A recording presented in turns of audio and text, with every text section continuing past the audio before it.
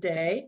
Uh, I am, as I introduced, I'm the Ramsey County representative, one of two Ramsey County representatives to the Rice Creek Board of Managers. We have two representatives from Ramsey County, two from Anoka, and one from Washington. So we've are wide ranging, and you'll see shortly the size of Rice Creek and what we are up to. I want to first thank Paige for joining too. We work closely with all the watersheds within the county as well as the region. So happy to share what we're up to with Ramsey, Washington. And also welcome Catherine. I too am a resident of Mounds View. So I've been on the board for almost 6 years now. And just recently, actually on Tuesday, as a legislative update here, we did present to the House Bonding Committee about the Jones Lake project that we're going to introduce to you today. And it is supported by all the elected representatives within that region, Representative Godfrey, Representative Fish, Senator Marty, Senator Kunish, as well as Representative Kelly Moeller and a few others. So I'm excited about doing this. As this refers to manufactured homes, we intend, if the group wants to, figure out how and where those homes are impacted by flooding.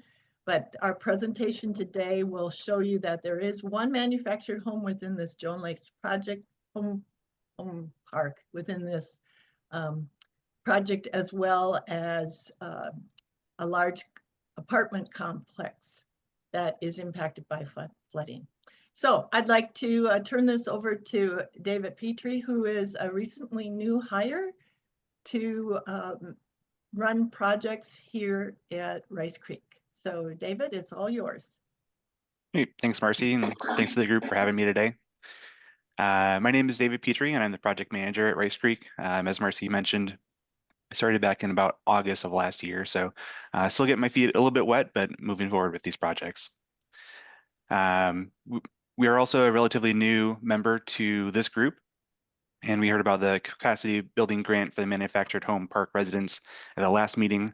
And so then I was asked to give this short presentation about a couple of projects that we have going on right now.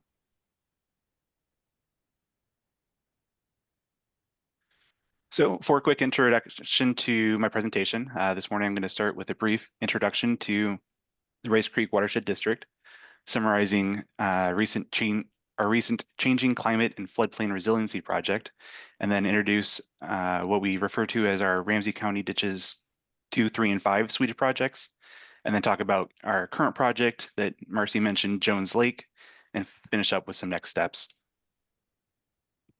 So in case you're not familiar with Rice Creek Watershed District, it's comprised of approximately 186 square miles of urban and rural landscapes across Anoka, Hennepin, Ramsey, and Washington counties. That includes all or portions of 28 cities and townships. We are a special purpose unit of government. It was established by the Minnesota Board of Water and Soil Resources back in 1972 upon petition from the citizens, county boards, and cities. Our mission is to manage, protect, and improve the water resources of the district through flood control and water quality projects and programs. The Rice Creek Watershed District has a long history of coordinating regional surface water management activities. Its ongoing development of hydraulic and hydrologic models for the watershed have proven a vital resource for its member communities as they plan for future land changes amid rapid development pressure. While the lower portion of the Rice Creek Watershed District is mostly developed, the middle and upper portions of the watershed contain some of the most rapidly growing communities within the metro area. The district has rules in place to limit the increased runoff volume and rates. However, these rules are related to current hydrologic standards, and the rules were implemented after significant development, which had already occurred in many areas of the watershed. The land development occurring prior to the district's implementation of its rules occurred with minimal, if any, stormwater management projects, which in turn led to an increased flooding vulnerability in many established communities, including areas of environmental justice. In 2023, Houston Engineering, our district engineer, in cooperation with Minnesota Pollution Control Agency and the Freshwater Society, completed the Rice Creek Watershed Changing Climate and Floodplain Resiliency Project to identify a current and future risk due to hydraulic climate changes and develop resiliency plans. These plans would allow for the district and local communities to implement strategies, including capital improvement projects on the landscape prior to potentially losing these storage areas due to development, and to address flooding shortfalls in existing developed communities. The National Stormwater Calculator predicts an approximate 19% increase in the 100-year storm intensity for the area, and this figure was used to develop a future climate hydrology model to compare it to current Atlas 14 conditions. The future conditions floodplain footprint is generally increased throughout the watershed. Areas with flatter landscape tend to show greater increases, with compounding effects further down in the watershed due to the additional volume. Long Lake in particular has a history of flooding and has been a known flood risk in the future. The flood climate hydrology could potentially increase the 100-year flood level on Long Lake by 1.3 feet.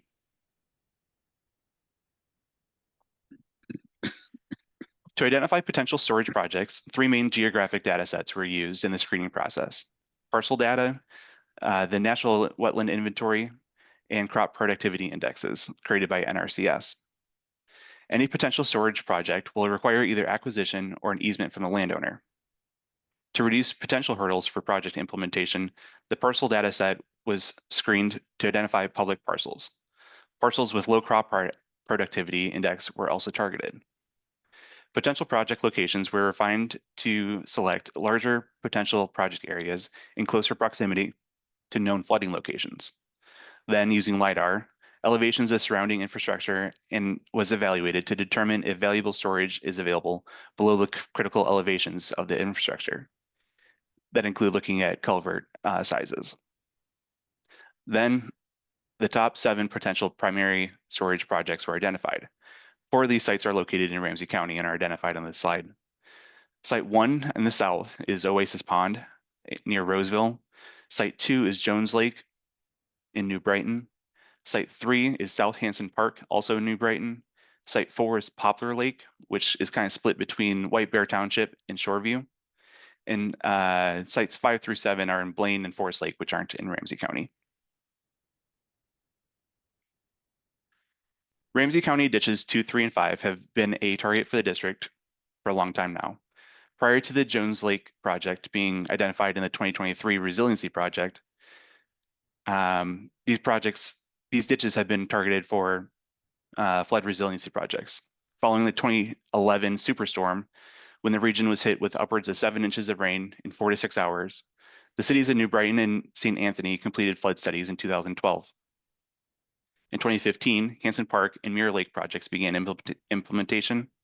In 2019, a comprehensive stormwater management and flood damage reduction plan was developed, and several projects have already been completed in the following years. To date, over $5 million has already been spent on these projects. We're currently moving on to implementation of the Jones Lake project. This is the largest project in the suite, and it's critical to complete this project to enable the cities to move forward with other key projects. In this map, I'm showing about 10 project locations identified in the Ramsey County Ditches 2, 3, and 5 suite of projects. The light green circles identified flood damaged locations, while the red circles identify proposed projects to address flooding. In the similar map of the Jones Lake project area, Jones Lake is in the center, represented with a red star. Previous Rice Creek Watershed District projects are identified in orange circles, and known flood-prone areas are identified with a blue circle. The pink hatching represents MPCA environmental justice areas of concern. I'll note that included in this flood-prone areas for this project are the Lakeside Mobile Home Park and the Garden View Apartments. In the 1970s, a water control structure was constructed to control water level in the Jones Lake Basin. The area served by this project is nearly 11 square miles and has a population of approximately 40,000 people, with approximately 50% of the watershed being impervious surfaces. Stormwater runoff from the watershed is largely unmanaged and created substantial flood risk. Given the current conditions of the structure, along with increased high-intensity rainfall events, it is no longer effective at protecting downstream areas from flooding. So, Rice Creek Watershed District, in cooperation with the cities of New Brighton, Roseville, and St. Anthony, are undertaking a project on the Jones Lake to protect the public safety, health, and welfare of its residents from flooding impacts following heavy rainfalls. The project has several components, including replacing the 45-year-old water control structure, increasing water storage in a large wetland that collects stormwater from a large drainage area, and the creation of a water storage pond to capture and treat pollutant-laden stormwater runoff. In conjunction with this project, the city of New Brighton will independently develop a community park and open space adjacent to the project. The project will increase flood resiliency over 400 properties, 6 county highways, 2 interstate highways, and many local roadways across the 3 cities. Additionally, the project provides enhanced recreational opportunities to residents through water quality treatment.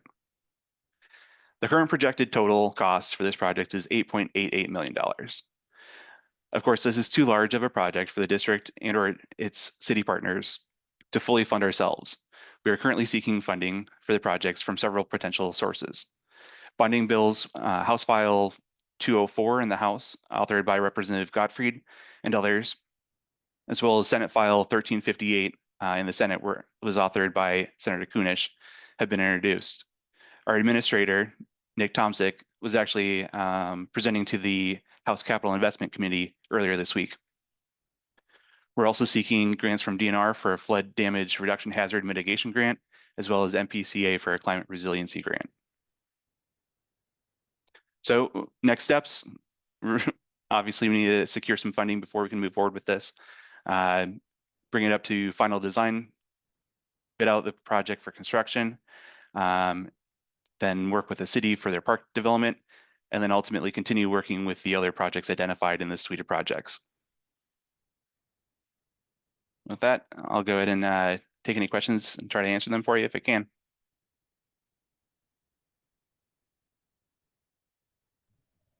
David, will you go back to that map about 3 slides back? Yeah, right there, that one. And if you can make it a little bigger on your screen. I'm not sure I can, but Okay, well, right there, just to give you an idea. I know those maps are pretty small, but you see 35W. And so this is west of 35W in New Brighton. And I think is that Cleveland coming in there? But if you're not familiar with the actual site, it's really hidden. You can't see it from the highway. And then when you're actually along New Brighton Boulevard, it's behind an apartment complex also. But it's a significant resource to be able to hold water in the event of flooding. So yes, we welcome any questions. And And we curious also in welcome terms your of the support. about the apartment building and the manufactured home park. Looks like the manufactured home park is also on Poplar Lake, and like, is that home park just very, like, in terms of being at the elevation near Poplar Lake? Is it only a couple feet above the pond or Poplar Lake? And like, in terms of flooding out manufactured home park or the apartment building area, um, like, how much rain would have to happen so they would start getting impacted?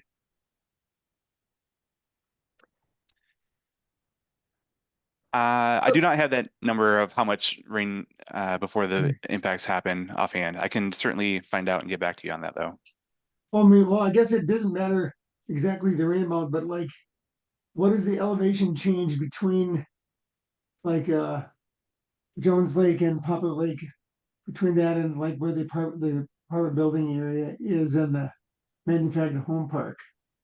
Yeah, Is not it, much. I know this area is very flat. okay, yeah. Yeah, and so I'm not entirely sure which mobile home parks are included in the other project that this group is working on. If either of those are those, but wanted to at least throw those out as ones that we've identified within our area. And then, yeah, the other park that Ramsey Washington Watershed is working on is with their flood resilience plan is the 5-star mobile estates near in Venice Heights near the St. Paul water storage area where that lake is, Venice Lake. Um, but the water would have to cruise up across the highway to get to that one. But anyway, mhm. Well, we would also be happy to take a look at the mobile home parks and their impacts within the watershed. Uh, David was looking for a list of those, and I don't know if you have one available or if it's actually going, okay, Sean has a list of mobile home parks, it looks like. Yeah, Yeah, if you wouldn't mind sending Noel me that, created. we Mhm. can certainly do a little bit more intensive look at specifically to those areas and what our model shows for current conditions and what future conditions look like in those specific areas. I just wasn't sure exactly where you were focused. Great. And Noel, if you could share with everyone just an update for the link to our folder. We have a Google Drive folder that has a lot of this information there as well. It Yeah, has that'd be a helpful. spreadsheet Sure. in it that has the 15 manufactured home communities within Ramsey County and information, for example, the number of lots, uh, who serves them for utilities, electric, gas, and then it also has some environmental justice and equity data, percent poverty. There's a Justice 40 notation in there, and a lot of other helpful information. So let's make sure that David and Marcy and others have access to that spreadsheet. Can do. Just have to locate it. Great, thank you. Well, we've got a few minutes for questions here. Do we have other questions? I've got a question. Marcy and David, for the watershed districts, can you just remind us how you're funded, separate from going for capital bonding dollars? What are the other sources of funding that are going to help make this project happen? So the watershed district is a levying unit of government. So we do have that ability to levy. Many of our projects are okay, so that's one, we can levy watershed wide. We also can develop water management areas, which might be something that occurs with this one. And that's where when it's determined within a ditch system, what the properties that benefit from any improvement, they can be assessed to their property a certain amount to make the drainage ditch function. So we have a number of those. Well, all our ditches have a watershed management area per se, and then some of our communities actually have developed them in the lake areas. So we have yet another level of taxing authority. So we would suspect that this particular project has some ad valorem, which would be watershed-wide funding in it. It might also have the water management district funding, as well as what we can get from bonding. And as David said, we do have a couple of grant applications in there for PCA and others. I think it's not news to any of you folks who are dealing with local government, is that there's a significant investment early on in these projects to actually get the information and the data and the research before you can even present to a potential funding source. So Rice Creek has done that basically through the ad valorem, the watershed-wide funding.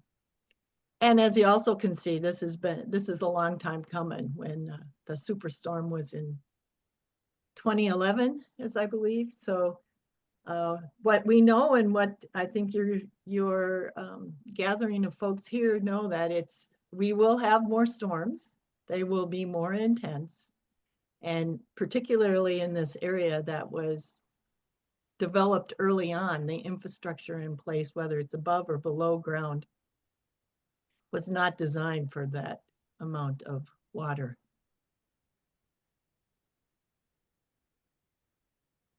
And I'd also be curious, Paige on the line. I know that Ramsey Washington and Capital Region also do similar work. And as John had said earlier, we're just kind of new to the game here with you all. So would look forward to hearing one place or another what the other watersheds are doing, particularly around the manufactured home parks.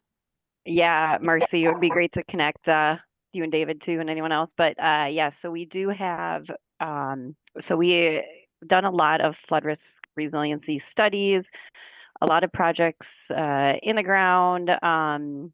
We've worked with one of our manufactured home parks. We had a pretty big project, kind of early planning stages. We were ready to fund it, and for various reasons, it didn't happen. And now we were lucky enough to receive MPCA stormwater, I think it's the Stormwater Resiliency Planning Grant.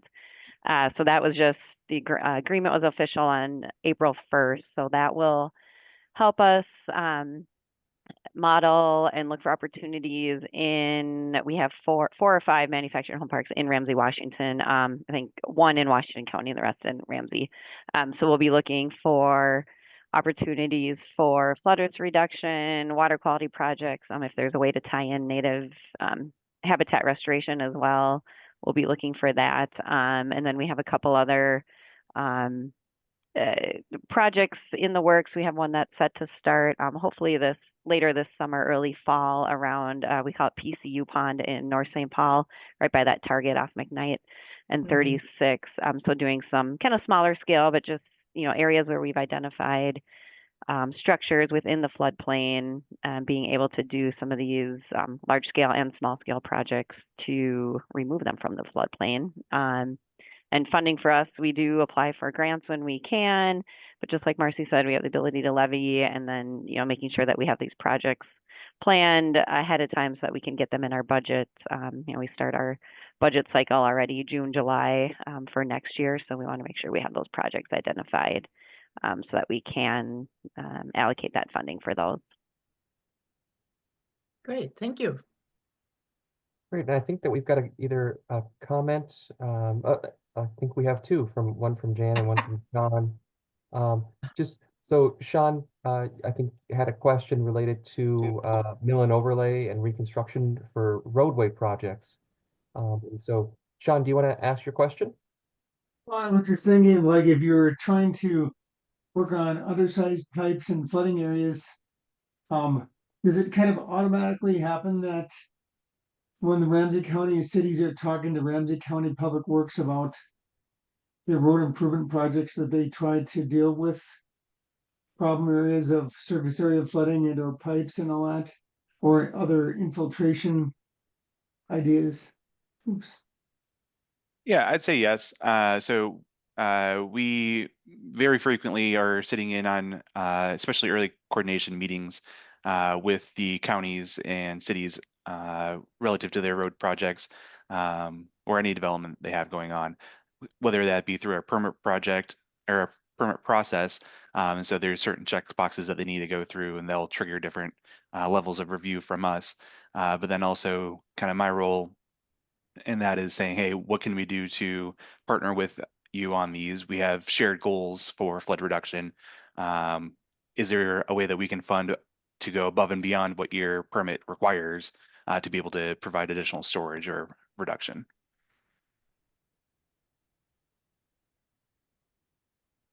And then we have Mary Jo has her hand up.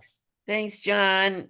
And I know Jan had his hand up too, but yeah, thanks. I always love these presentations because it reminds us all of the interconnectedness that we have in these watersheds. And I'm shocked because I think I have 4 watersheds just in District 2 of Ramsey County that fit in with the cities of, Roseville, New Brighton, Little Canada, Lauderdale. There's 4 watersheds. And so this is all really great. Can you talk a little bit or expand a little bit on how you work with there's other water districts like the Soil and Water Conservation District. Can you talk, how do you connect with them? And I know that we no longer elect those representatives, that they're incorporated now into Ramsey County, which is, I think, a good idea. And can you talk about how you work with other water entities? And you just sort of touched on it with Public Works and things, that people that deal with water. But I know that there's other organizations dealing with water. Yeah, we're always looking for those opportunities to partner. Again, if we have shared goals and we have taxing authority and some other groups do not. And so that also helps have relatively guaranteed money on that. And so, yeah, a lot of partner meetings all the time. We have our city and county partners meeting that we hold at least once a year. And so basically everybody in the watershed district, that's a public entity, gets invited to those to sit down in the same room and talk about what we have going on, bring concerns that you have to us, and talk about making sure that we're, talking early. I think that's the biggest thing that I'm finding out is the quicker you can coordinate on a project, the easier it is to actually move something forward. Something that you mentioned too with the different watershed districts, there's a metro group of project managers at the different watershed districts that we get together maybe quarterly or so, and sit down in the same room and again talk about a topic that is relevant to all of us. At the last meeting, we talked about chlorides, for instance, and said, hey, this is what I've got going on and how we're dealing with chlorides. You're dealing with chlorides, how do you deal with it? And have some collaboration and back and forth, and bring in a guest presenter if we can to focus in on a topic. So I found those to be very helpful, and sit down with Paige all the time to talk about different things we have going on between different watershed districts. In And thank you, addition, David. Oh, yeah. Go, in Marcy. addition, Commissioner, we do have contracts with Ramsey County, which is now Nat Parks and Recs is where the Yes, former Soil right. and Water Is where District is. Soil and Water is. Yes, very good. Right, right. So we have direct contracts with them to help actually implement many of these projects with those private landowners, whether it's shoreland or rain gardens. And so they're the boots on the ground that actually get some of this done. So we couldn't do our work without those current or former soil and water districts. And is a great person to work with there. I love it. Thank you. Thank you for that. Yeah, we love our Soil and Water Conservation District staff members, and glad I assumed you were working. I just wanted to hear how that was working together. So thanks for that. Just for those people on the call that don't know, it was how many years ago that that the Soil and Water Conservation District elected officials themselves said we should not be elected, we should be appointed, or we should be incorporated into Ramsey County, and they made that decision, which I think was a good one. And so we were happy to take them in under Parks and Rec, and I think they are doing great work. So thanks. And then we've got a last question from Jan.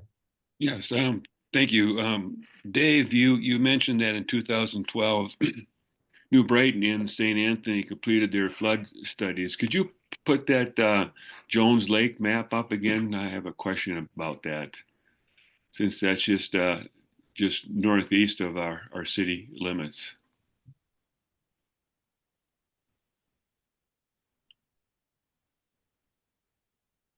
And I know in the northeast corner of St. Anthony, which is in Ramsey County, we have Mirror Lake.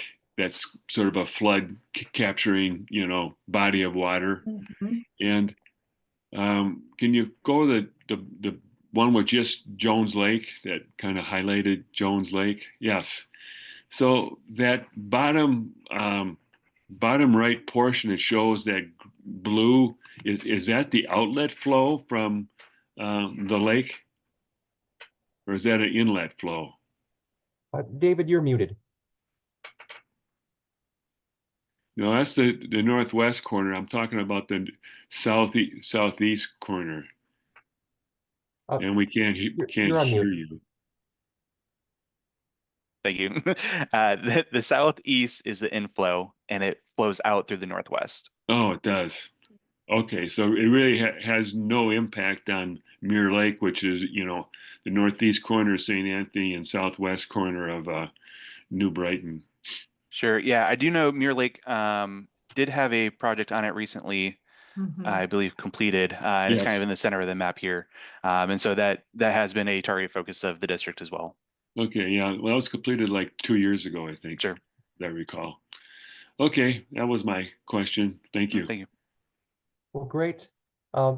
Marcy and David, if you could put your contact information in the chat, that way folks know how to reach out to you if they've got further questions.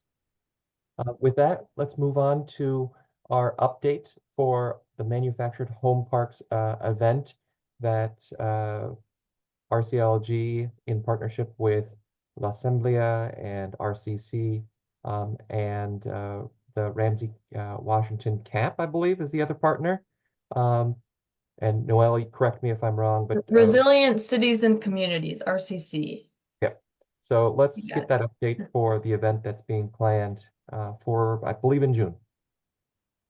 Yes, so here's our update. So just a little background, RCLG was awarded a grant from the MPCA last fall. And overall it's to improve climate adaptation and resilience and greenhouse gas mitigation of the 15 mobile home parks in suburban Ramsey County. So that grant was awarded last fall and it goes until June, so we're nearing the end. And one of the final tasks is and overall tasks and goals is to provide free existing weatherization or energy efficient resources for manufactured home residents via engagement and education efforts, which means we're looking to hold an event for manufactured home park residents where they can access resources to be more climate resilient. And we're hoping to hold the event, in the next 2 months before the end of June. So I'm the project manager for the event and I'm working alongside Gladys at Resilient Cities and Communities, or RCC. She was on the call earlier. And then the other named organization in the grant that is being funded by the grant is Pablo Tapia at La Asamblea, because he has previous relationships with manufactured home park residents.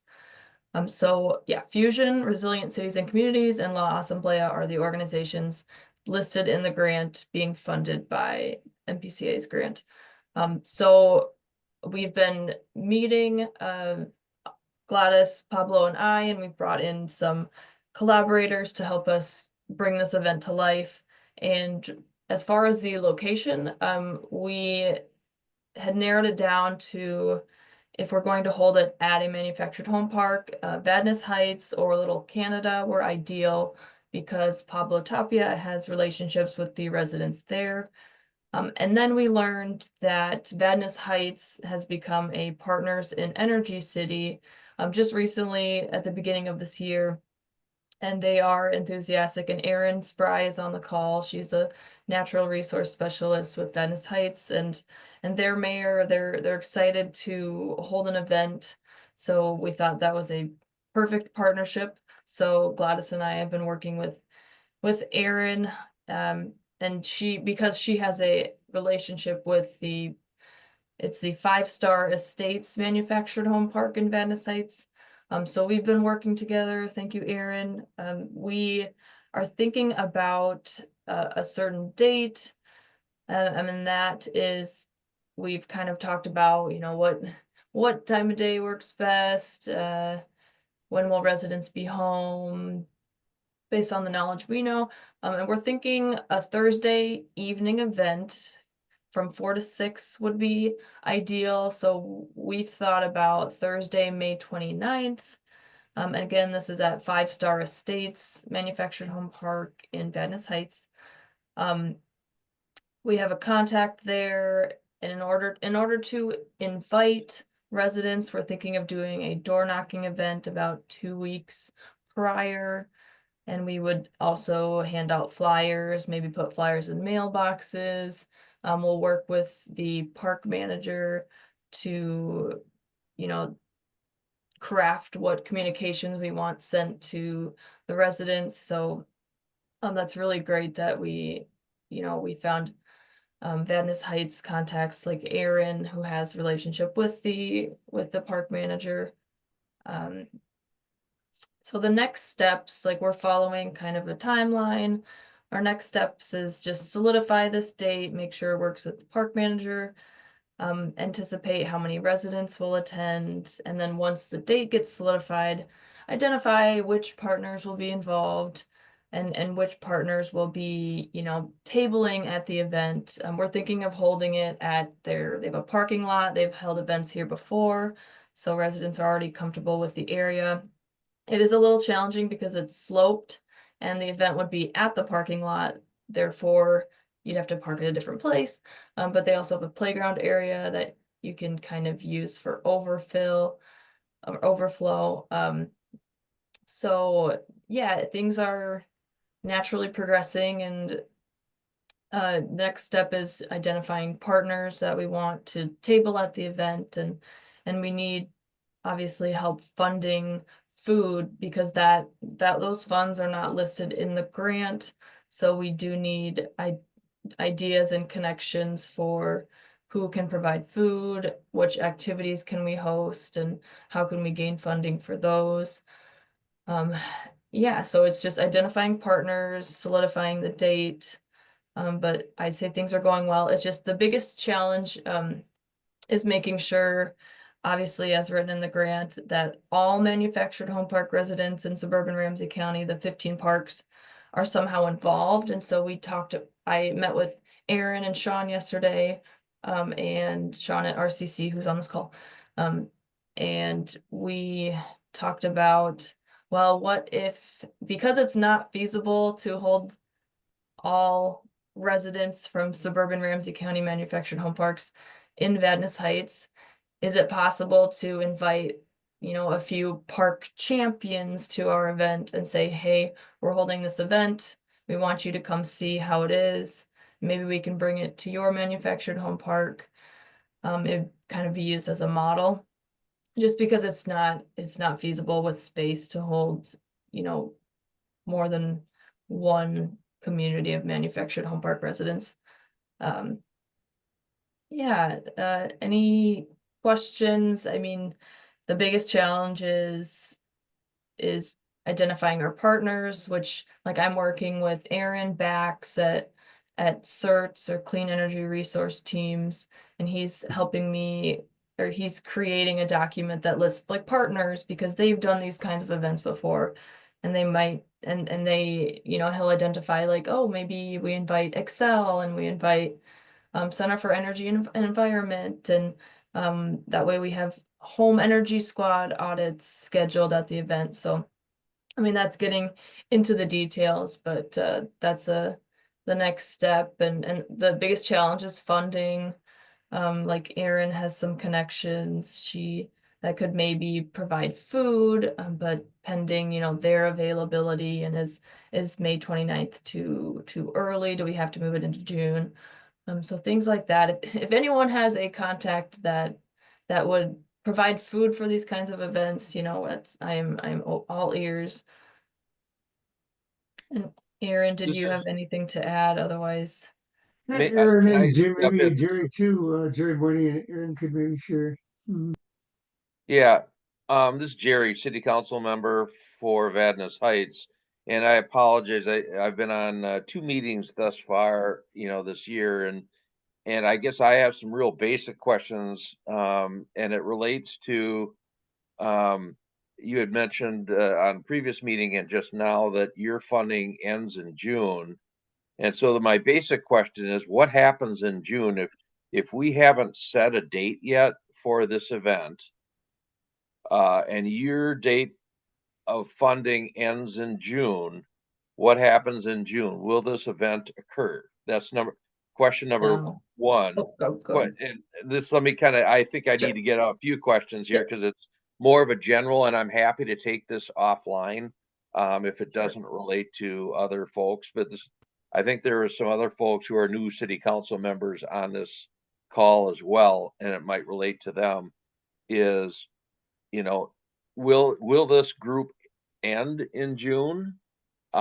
Is there, what happens to this group? Are we going to talk after that? Is there a mission for this group so that we accomplish a goal? Or is it informational? Maybe it's informational in nature, and then it's up to us to bring it back to our city. That's fine too. So anyway, I guess so funding for, I mean, it's, if we're talking, this is just me, I'm a banker. I don't know anything about, I'm new to the city thing, but if we have an event that's not planned yet, and right now it's in April, and we're talking about May 29, I mean, I guess if it's a matter of grabbing some light bulbs and knocking on doors, I could do that tomorrow. But it seems like if we're going to have an event, we have some planning that needs to occur. There needs to be dollars, and it doesn't seem like dollars have been acquired. So I guess what am I missing here? I guess what's our goal, and how do we either make this actionable? I want to make sure we're using all of our times wisely, and I'll be quiet and listen. Oh, those are great questions, Jerry. And so I'll address part of your question, then I'll ask Noel and others to follow up with you separately for the details of the event that's being planned. Kind of bigger picture, and I think it's a good segue into our next topic, which is part of the planning grant from MPCA is to build capacity. So the goal is beyond June of this year, beyond that grant period, how have we as the Ramsey County League of Local Governments working with our members, including the watershed districts, the cities, the school districts, how are we developing our own capacity to sustain this work beyond the grant period? And so we're, as part of the grant, we're developing a 3-year plan for manufactured homes and how each of our members can engage in that work. And so that's exactly, I think, where you're going, Jerry, which is, so what's the plan moving forward? And I'm going to pause here to ask Mary, who is leading up that a bit of that effort of coordinating and doing kind of the capacity building work for RCLG. So Mary, if you could weigh in. Yeah, sure. Thanks, John. So John's absolutely right. A big part of this grant is not just this one and done event. That's sort of a nice stepping stone, but it's really about how do we build capacity long term, both in terms of the work with manufactured home parks, as John said, but also with RCLG's own capacity, this group's capacity to do collective action work broader. So beyond manufactured home parks, some other, climate action obviously is a big topic. And so how do we continue to do this work collectively? So to that end, right now we have a survey that has gone out to survey RCLG members. This is an RCLG, focused or I guess owned project. And so we want to survey RCLG members to get their opinions, not only about work around manufactured home parks, if they have home parks in their areas, and of course not everybody does, but also where do they see RCLG's collective climate action work moving forward in the next few years. So that survey just went out this week. We'll be collecting that information. And at the next meeting of CLAW, so basically the next 2 meetings of CLAW, May 8th and June 12th, is where we're going to get into this sort of future look, right? So next meeting, we'll take a look at specifically the manufactured home park component. So looking at a 3-year plan, as John said, around how can we continue this work, build off of what we've been doing, what others have been doing. And I think most importantly is, to your point, Jerry, how do the cities, the members of RCLLG really get involved in this, right? So that it's not just a few people, that have been funded through a grant, but how do we really infuse this in the work of the cities and watershed districts, et cetera, moving forward? So that we'll take a look at that in May. And then June, the June 12th meeting of this group will be focused on looking at RCLLG more broadly. Again, how do we build on the work that's already been done with the CLAW over this past, 2 years, John, would you say, that's been focused on climate?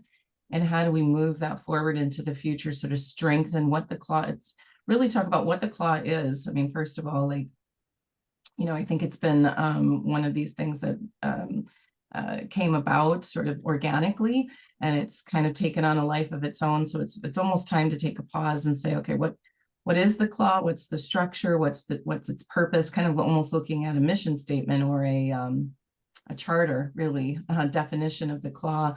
Who's involved? How does it work? What's the structure? And what are we going to focus on in the next several years? So hopefully that made sense, a quick overview of the next steps and how we're going to be not only fulfilling on the part of this grant, which was really about planning and capacity building. It wasn't a grant, Jerry, by the way, that was so much about offering services. We are doing a little of that, with this event that Noel was talking about, but really the crux of the grant was really about this planning and capacity building for the future. So, yeah. So you're talking about 3 years from now, but it sounds to me like it's going to end in June unless there's some money involved. So what happens in June? So Jerry, let me explain that you guys already have a lot of support from the Center for Energy and Environment because Vadnais Heights is part of Partners in Energy. So you're getting 2 years you're in the current planning phase, and then there's some funding and some additional support. So in addition to the CLAW, 7 or 8 of the Ramsey County cities are getting ongoing support through the Partners in Energy program to work on energy projects. For example, New Brighton, Roseville, Shoreview. So I think it is very important to maybe have a meeting sometime with all the Partners in Energy cities to think about what they're doing, how that would interact with the CLAW, because we have at least 3 entities that are supporting the cities on climate action. There's the Center for Energy and Environment with Partners in Energy. There's RCC with our Ramsey County cluster of cities that works with the environmental commissions, and then there's the CLAW with Fusion. So we want to get all 3 crooks to talk together because the majority of the work supporting climate action for cities is actually happening through Partners in Energy, is the main engine right now. Mm-hmm. Thank you. Who can I contact after this meeting or sometime this afternoon? So I don't want to waste other people's time, that I can kind of connect the dots. You can contact me, Jerry. I'll put my email in the chat. Okay, thank you very much. I appreciate it. Aaron, You're did you have any additions to kind of my questions?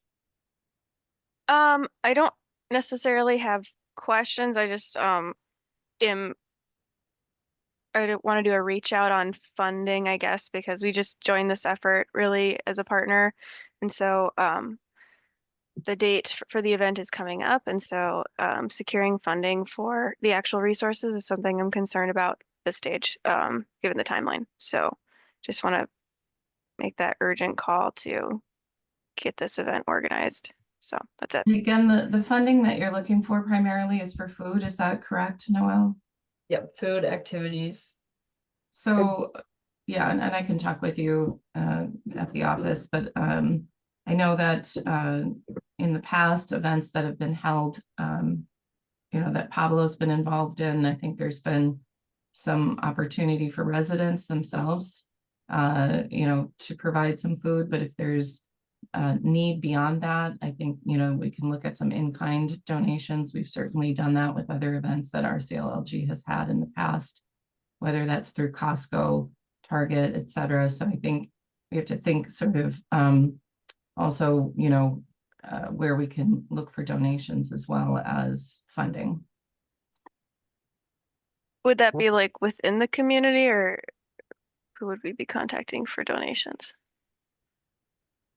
Right. So I was thinking about companies like Costco.